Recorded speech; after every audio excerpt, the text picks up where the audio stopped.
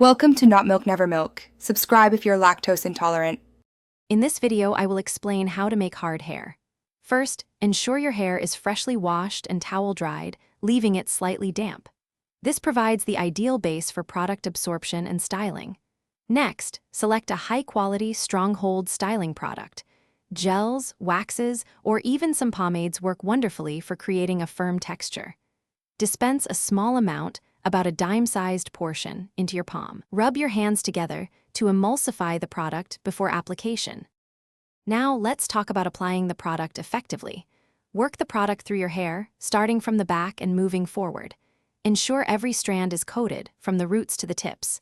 You can use your fingers for a more natural, textured look or a fine-tooth comb for a sleeker finish.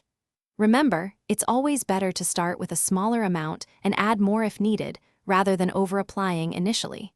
Too much product can make hair greasy. Once the product is evenly distributed, it's time to style your hair into your desired shape. Work quickly, as many strong-hold products begin to set quite fast. Use a comb or your fingers to sculpt and define your look. For an extra firm hold, you can use a blow dryer on a cool or low heat setting to help set the style. Direct the airflow to lock in the shape. Try not to touch your hair too much as it dries. To maintain your hard hairstyle throughout the day, you might need a quick touch-up.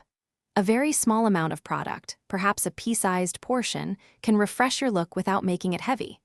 Also, be mindful of environmental factors like humidity or rain, which can soften your style. A light mist of hairspray can offer additional protection.